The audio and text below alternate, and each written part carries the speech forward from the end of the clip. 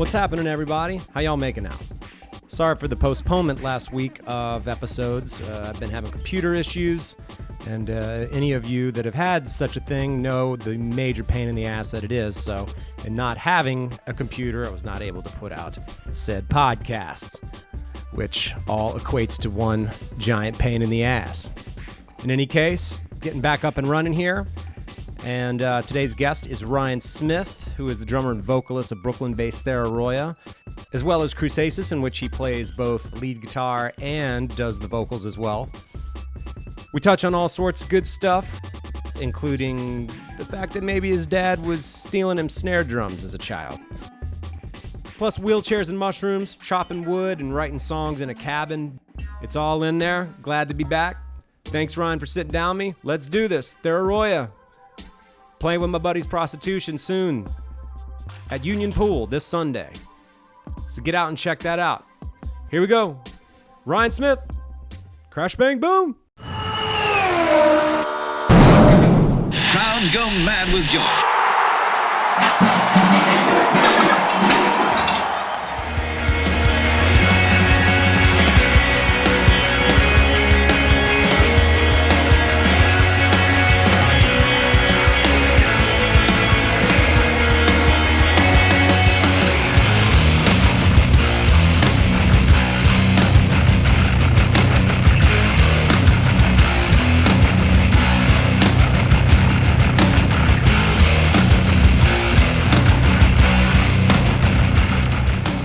Sitting here with Ryan Smith. Ryan, I'm assuming you must be one of my long-lost cousins with such a strange, an uncommon name that you have there. Mm-hmm. Coming from the same lineage. Yeah, exactly. The blacksmiths of yesteryear. See, that sounds good. I'm more into that. Can I just? I'll just change my name to Blacksmith. Mm-hmm. Yeah. So man, we got some stuff to talk about. Thera Roya obviously just put out a little EP. You got a really cool video with that. We can talk about that. The previous record that came out earlier this year. Mm-hmm. In the meantime, what's going on, man? It's a nice ass day in Brooklyn, dude. What's going on here? Yeah, feeling good, man. One of my bands played last night, Crusasis. We played this like networking event our friend Rich threw at Sunnyvale. Okay, yeah. And it went really well. It was like hip-hop acts and then us as a rock band. Yeah. And it was really different vibe and like super cool. So, nice. Met a lot of people and I feel good next day. It's a beautiful day. Yeah. So. You're rocking, man. You're winning. That's what's happening. Yeah, today's a win. Not every day. That's just not the way the world works. But yeah, exactly. Hey, at least 2 in a row is a good start, man. Yeah. You mentioned Crusasis, whereas within Thera Roya, you play drums and sing. With Crusasis, you're playing guitar and singing. Yep. Did you start out as a drummer and then out of necessity start singing? That seems to be the way that a lot of this goes a lot of times. Yeah. Yeah, straight up. What happened was with Thera Roya was, I was in a band where I was yelling and like rapping and doing weird shit behind the drums. Limp Bizkit, right? You were in. That was it, right? How'd you were in that band? You're blowing me up, dude. Fuck, man. You moved to New York and now you play in cool bands. I get it. Okay. Yeah, that's the story. Sorry. Yeah. I was in this like punk weird duo called Father and Son. Okay. I started wanting to express myself vocally behind the kit and do whatever I wanted. But I didn't have a strong singing voice. This was like 2012, 2011. And then Thera Roya started. Me and my friend Johnny, we just started jamming instrumental, drum and bass, like, doomy stuff. Yeah.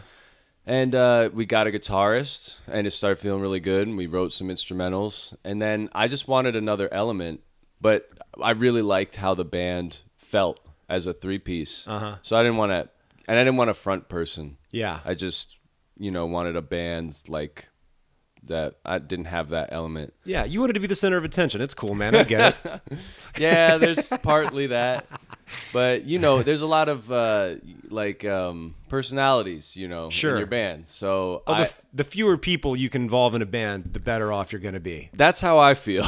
There's just too many assholes in the world. The more people you involve in it, it's shit's going to go wrong. It's the way it goes. It's the numbers game. Yeah, and I definitely am a bit of I have a lot of ideas as a musician and creative person. So the less people trying to get ideas in, the better too, because I'm gonna be trying all the time. Right. It's just how it is. Yeah. And so it's hard to have more elements, and then things get kind of watered down in my experience. Yeah. No, I mean, I'd be open to having a cool 4-piece band, but I wanted to keep it a 3-piece back then. So I started singing to add another tonal element. Yeah.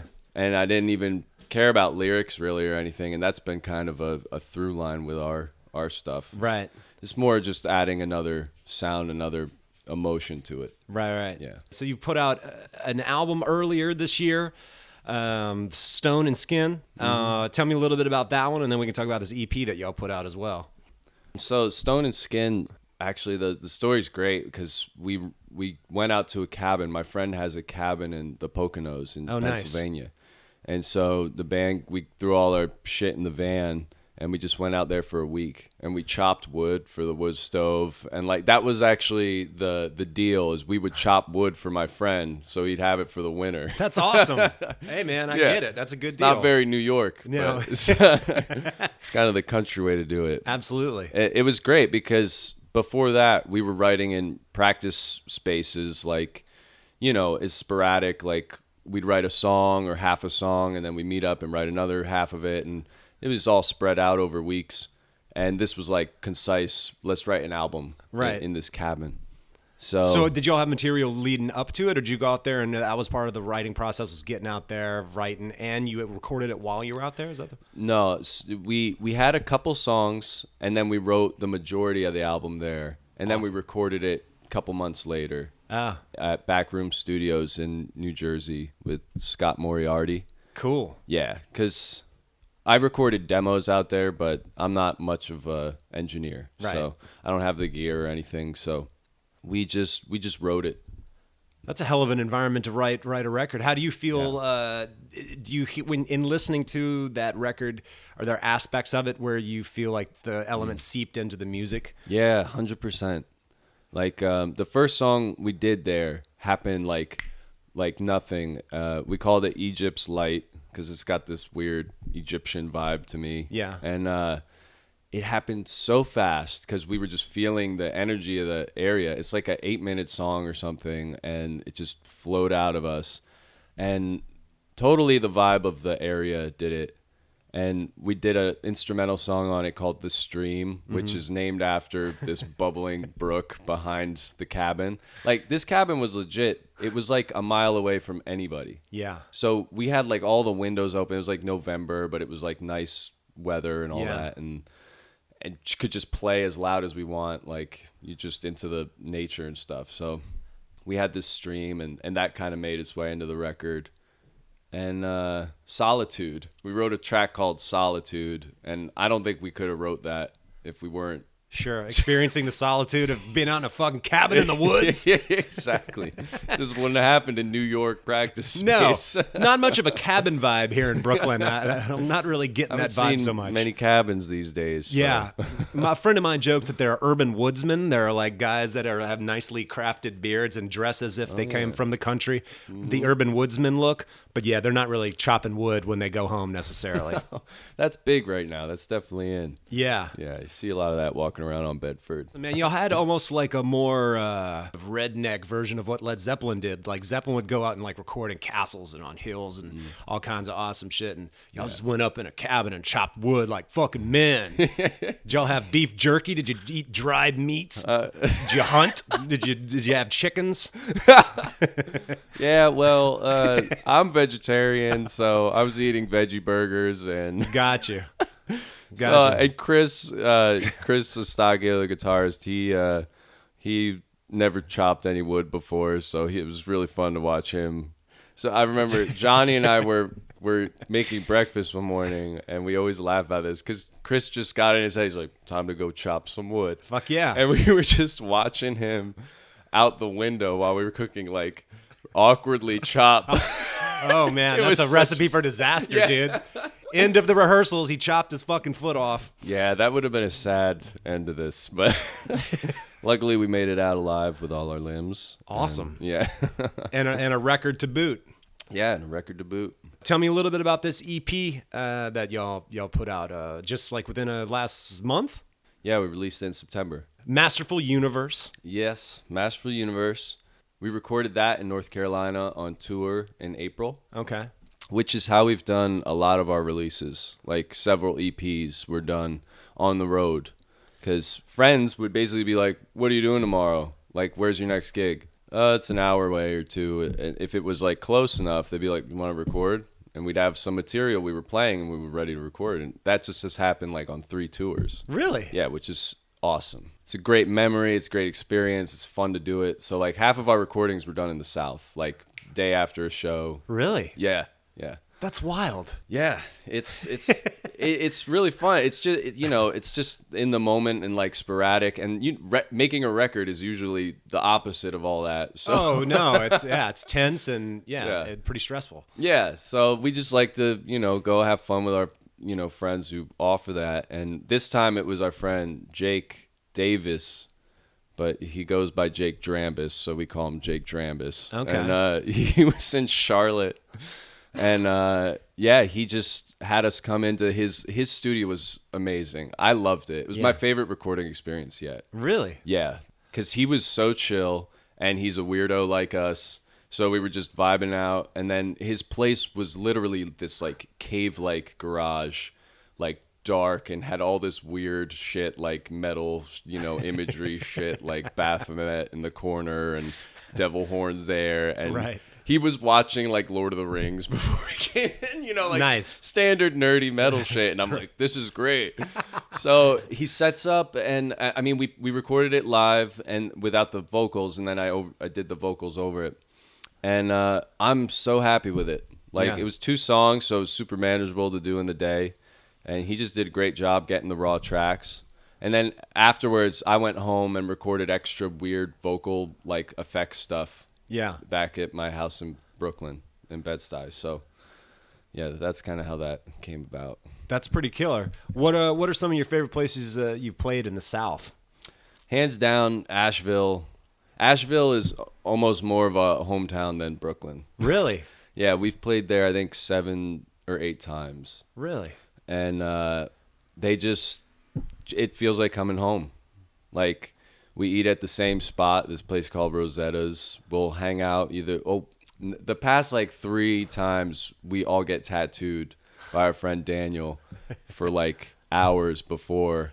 And then we'll eat dinner at Rosetta's, and we play the Auditorium. Like nice. We've played a couple other venues around there, but the Auditorium is like where we've just been going, and we have these great shows. Asheville, literally, we've played with probably 10 bands from there, maybe more, like 15. All of them were great. Wow. And the people were all great and supportive and stuff. So, like, I love that town. We go there all the time. It's great. Besides that, I mean, Atlanta, we love going to New Orleans. Haven't had great shows, but right. Nashville's great. We have our friends Sheepshifter there. Yeah, no doubt. Athens is great. Our friends Savagist, we played with there. Our friends in Fohammer in Northern Virginia. Very cool. We got your little Southern network going on, man. That's it, man. We just like going down there. We got advice when we became a band by our friends in Dutch Guts. Yeah. A Jersey band. And I remember Diego, the guitarist, was like, you guys got to go south. They'll love what you do. Just do it. Yeah. And so our first tour, I was like, I'll just do that. Book it south. So I did, and we never really went anywhere else. We did one. We did one out to like Buffalo, like a Rust Belt tour. Uh-huh. And we've gone a little bit west. Right. Like, we've made it to Austin. Austin's great, too. Yeah. We played Austin twice. Have you done South by Southwest before?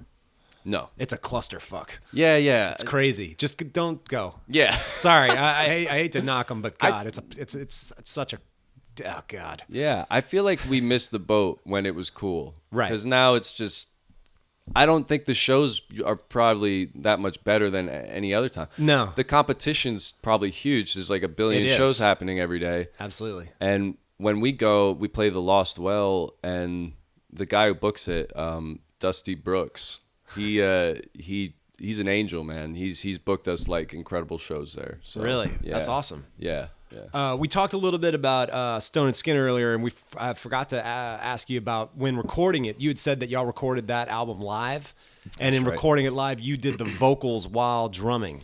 Yeah. So fully live, full-on live band. Yeah, straight up. We did 2 overdub, literally 2 takes of a guitar solo just to add, and 1 other guitar thing. Yeah. So the whole like 60 minutes or whatever it ended up being was just live, like 90% of it, all the vocals.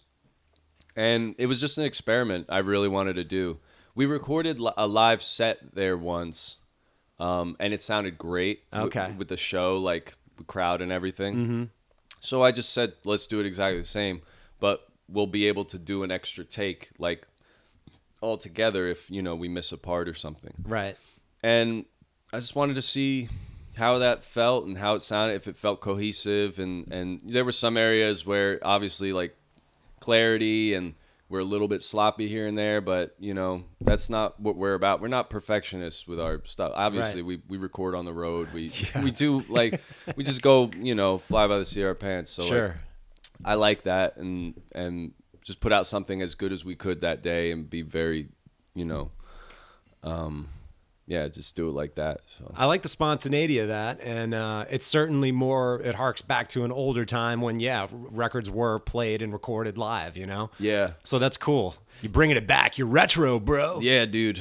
So, honestly, my big thing was watching videos of the band play. Oh, yeah? Yeah, I'm hugely influenced by Levon Helms. Like, I love him. He's the best singing drummer ever. His groove is amazing. And I watch videos of them like shredding in their shack, like upstate New York. And I know they would record all of them in the room. Now they would do it over like a week or two with 60 takes on tracks. Right, exactly. So like that's amazing. It comes out great and all that. But we did what we could in that same style, Right. And yeah, it was a great experience.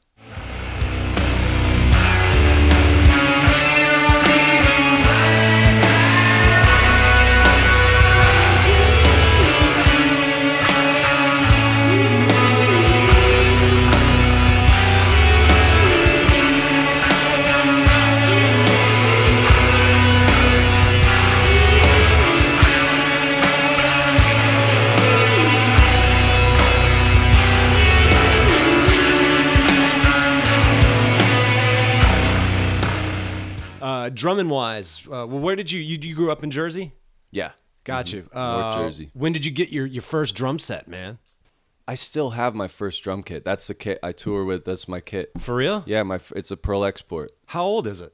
I got it when I was like 15. No, I had one shitty kit before that.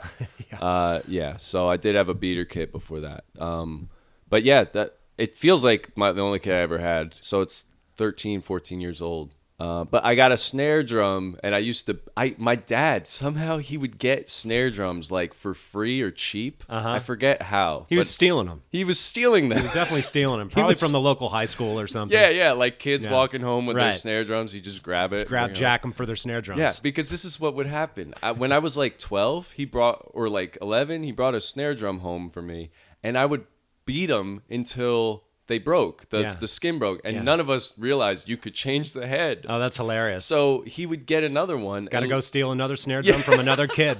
That's fucked up. Yeah. I remember having a graveyard of snare drums of like 5, 6 snare drums, all with broken heads. I don't know how this happened. Now I'm recollecting this memory. Because he wasn't buying like nice snare drums. He would get this like, I don't know where the hell he got it from. Yeah. And then he'd just be like, here's one. And, I just collected them. That's funny. So you had a graveyard of broken snare drums. Yeah. And then then at some point got a shitty kit. Yeah, got a beater kit. And that was cool.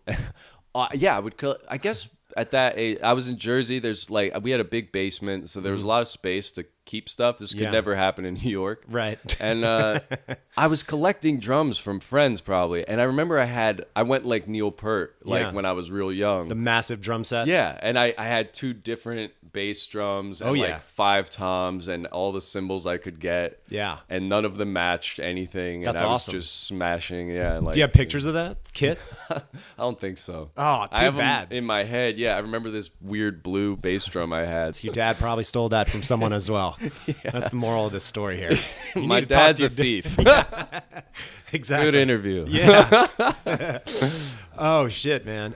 So then once you got your kit, you upgraded, and then you're still playing that same kit to this day. Yeah, I mean the kit's really special. I got my first kit from the drummer of my first band because I played bass when as a rock band. My first instrument was bass, right? And I would lead the band and write most of the song and sing. And my first drummer was one of my best friends. This guy Steve Maloney. He was incredible. He was literally like the best drummer. Still to this day, I consider him one of the best drummers I ever played with. Yeah. And he gave me my kit, the kit I still tour with. Oh, cool. It was his second. Like he gave it to me and got a new one, a really nice kit. And we played forever, like through high school and stuff. And then tragically, he passed away, in 2011. Oh wow. This really heartbreaking thing. How did he pass away? Heroin. Oh damn. Yeah, he OD'd. Jesus. Yeah. So I mean, and it's real heavy and it sucks. I still think about him all the time, and I think about what kind of music we'd make today. You know, like all the time. But I bring his kit around the country. You know, I always feel like his memory is with me with this drum kit and and stuff. So it's a little weird, but that's just awesome. how it is. And that's a good story. I could see why you might want to hold on to that kit. Yeah, I mean, honestly, when you play in New York, you play a lot of different house kits. Like if you don't have a car, and I realized you have to learn the skill of making it sound good. That doesn't have to do with your drumming capabilities or this or that. It's literally a skill New Yorkers have to learn. Right. When you show up to a club and there's a shitty kit, you're like, how do I play this thing and make it sound all right? Yep. And so I never had the motivation to drop money on a better kit. I like how mine sounds. And so we're sitting here, we're talking about all this touring and stuff. What do you do? I'm realizing that you work at the bar that I see you at all the time, as opposed to the singer of my band who does not work at your bar, but he's there fucking 7 days a week. Yeah. It's it's a pleasure though. I love seeing Kurt there every day. It makes the shift better for sure. Yeah, I love the Levy, man. It's got the best rock and roll jukebox and the good drink specials. Yep. So you combine all that and cheese balls. Yeah, dude. I'm in. Count me in. Yeah. I love that place, and my coworkers are great, and it's a great vibe. So. It allows you, I'm assuming, when you do leave to go tour and everything, it's a job that allows you to do that. Yeah, exactly. It's kind of a newer job for me, but I've always had. That's my life revolves around being able to get up and leave. Yeah. Whether it's for tour, some crazy travel idea I want to go do.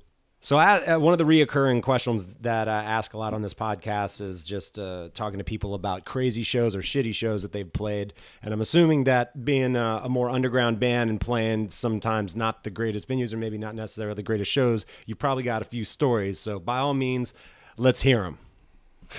You can take a minute to think about it. See if... Oh, I got it.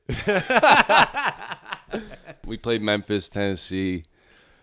And holy shit, like we're in the middle of a tour, so we're like a little bit crazy. I booked most of the tours, so we had to book this space and get the bands. And I found a band that was like, all right, we'll get some other bands and stuff. But we had to supply the door person too, showing up to a show, which is really shitty and rare and whatever. But we were like, whatever, we want to play there, so we did it. And we get there, right, and there's all these lights set up. Looks like a film shoot was happening in this. It's called Crosstown Arts, and we were like, "Oh, I guess there was like a photo shoot or film shoot was going on." And then we see that a band is like kind of playing, like really young guys, and they're like setting up, and we're like, "Who is this?" Like they had a full lighting rig, right, and like visuals, and like it was like a Warped Tour or Right. something happening in this little place. Yeah. And so I don't even know who to talk to because I kind of booked the gig. Right. So I'm like just going up people. I'm like, what's going on? And they're like, this is the first band. And I forget their name. But yeah, so they played and it was like just absurd, like 18-year-olds, like genty kind of metal, Right. like doing the hip thing. And they had this crazy light show and the fog machines Oh, were wow. insane, like smoking us out. Wow. Where we had to open the door up. And it was cool because there was people there. It would have been great if there was nobody No one there. We all know how that the feels. most elaborate show for no one. Yeah. And that was great. And there was a guy in a wheelchair who would during our set, he came up and like literally during the set, like we finished a song and he asked Chris, he's like, you want to smoke some weed or something? And Chris was like, all right, like. But the dude, like, he took a picture with him on stage during our set, like a bunch of weird In shit. his wheelchair? Yeah. Wow. Yeah, a bunch of weird shit was happening. I think it was on shrooms. Yeah, he did. He said that. Oh, nice. Yeah, and then that night. So this is it's the whole night thing. Like, we actually ended up staying with the crazy band with the light show. Oh, really? These like 18, 19-year-olds because we didn't have a place to stay. Were they living with their parents still? Yeah. Oh, wow. And the dad was their manager. That's how they had all that. Oh, that makes sense. Yeah, and oh my god. So you party with a bunch of 18-year-olds at their father's house. Yeah, but we were nervous. Like they lived out of town and we're following these guys and we were just kind of weirded out. Like we weren't really vibing on the same level, but they're like, yeah, y'all could stay. Sure. And we're following them and we just had that gut feeling like horror movie, like this is the end for us. Yeah. They're going to kill you and burn your equipment. Yeah. And we go out there, we have a really weird night. They were all real young, so one of the dudes was like sick on the couch. I remember we were all just laughing. Oh man. He was like all pale and he's like, I'm cool. And then he runs out to throw up and like they thought we were I think they had a feeling that we had a following or something. Right. Like they wanted to hang out with us, which was kind of weird. Yeah. They took a picture with us, all of them and their friends, in the barn of their house. Like nice. They were real legit, like, about it all. And we just got the next day. The dad wouldn't let us leave really without going and seeing their horses. So did anyone ride any horses? Well, we went and petted them, and it was nice. It was nice, but it was very strange. So, I don't know. So. I believe it. I like the wheelchair guy on mushrooms. For a second there, I was thinking you were going to tell me that you stayed with him at his house. Oh yeah, that would have been more normal, I'm sure. Feeling Then going and partying with the 18-year-olds at their father's house. Yeah, there was just something. There was something weird there, man. The vibe was really strange. What was the Buffalo show? So Buffalo show is okay. I had a friend up there who we were gonna play at her house, and she said there's a festival that you could play instead. I think there will be a lot more people. You get paid better. So we're obviously like, okay. So I check it out online, and it's like a hip hop, new metal-y kind of festival. It's not really our scene, but let's give it a shot. We don't play many festivals, so we're like, let's try. Fuck it. Plus, they're like, it's in the middle of the woods, which to me is cool. Like, I want to do that instead of play a shitty venue like usual, like a rundown, dive or whatever, which is great, but change it up. Yeah.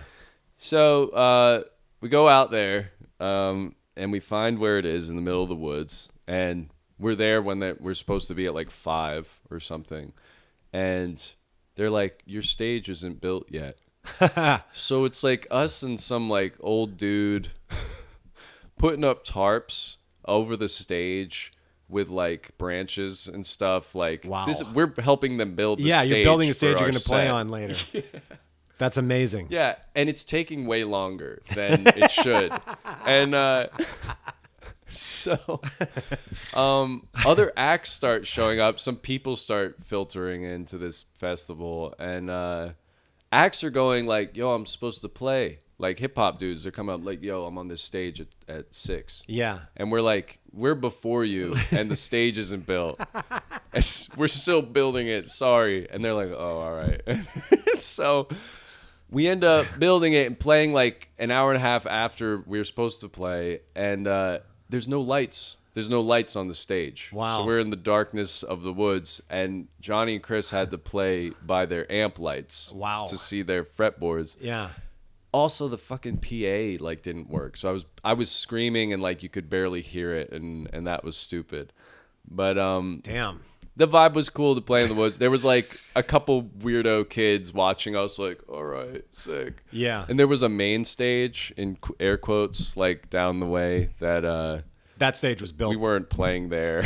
I'm assuming. So that's where the better bands were, I guess. And so we're playing at the offshoot to like the trees and like 3 kids. Played in a makeshift hut in the middle of the woods to a few kids. Yeah, exactly. Holy shit. And then after we needed money. Like we didn't have much money, and they said we were going to get paid. So Johnny's our money guy. Yeah.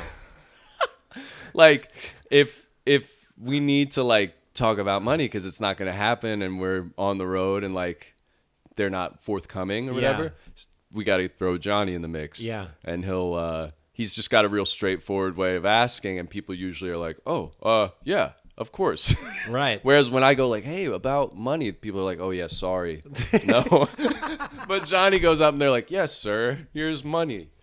So that's just tried and true. So we're like, all right, here we go. So we're going to drive past the entrance, kind of push Johnny out of the van, let him talk for a bit, and then I'm going to walk back and see how it's going. Yeah. See if they're like yelling at him, like, what, nobody promised you, whatever. Yeah. And I walk back and they're like, nicely speaking Johnny, like, yeah, I think we can do that. We'll definitely do that for you. Like, let me just call the guy and make sure that's okay. And Johnny's like, why do you need to call him? It's fine. And they're like, you're right.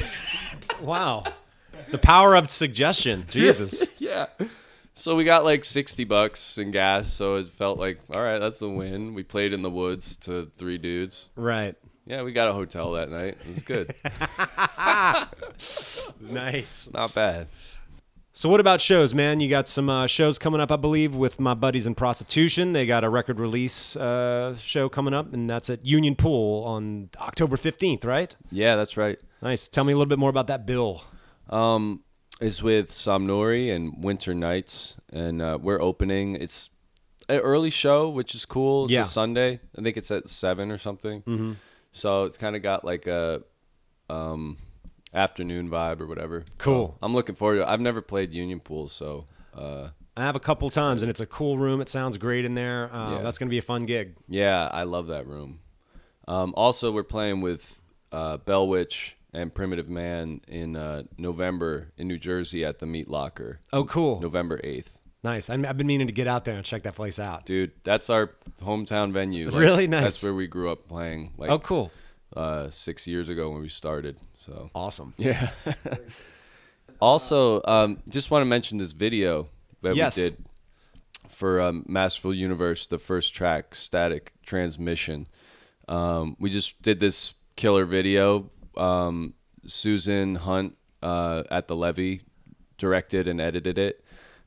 We had a great crew work on it, and it's super, like, here's what I went for as like kind of creative director. It was like, get a cool vibe. Like, we had these weird dancer guys. You saw clips. So we had these weird dancer guys doing weird dance moves to our metal music, and then us playing in a practice space. All right, cool. And then I got dressed up as this creature, and so it got this like creepy vibe. I wanted to get the, like, you know, kind of traditional creepy weird metal stuff. Mm-hmm. And then it gets completely absurd. Okay. And those were the goals for the video, and I think Susan did a great job at editing it and getting the right shots, and it like totally nails it. So, very cool. Yeah. I will include that link for the folks to check out. Sweet. Ron, thanks for swinging by, man. It was good talking to you. It's a pleasure. I'm really happy to do it, man. You've had some great people on here, so I'm flattered.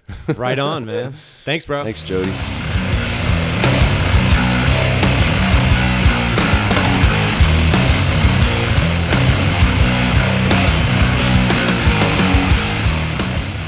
All right, everybody, thanks for tuning in. Glad to get these back up and running. Hopefully no more computer problems in the near future. Hoping to keep that shit away and out of my life. Check out Thera Roya's links in the description. You can go to their Bandcamp, keep abreast as to what shows they're playing via their Facebook. And, of course, check out the Decibel Magazine link that has the video that they were talking about filming for the most recent EP that they did, Static Transmission. In any case, we'll catch you on the next one. Stay tuned. Crash, bang, boom.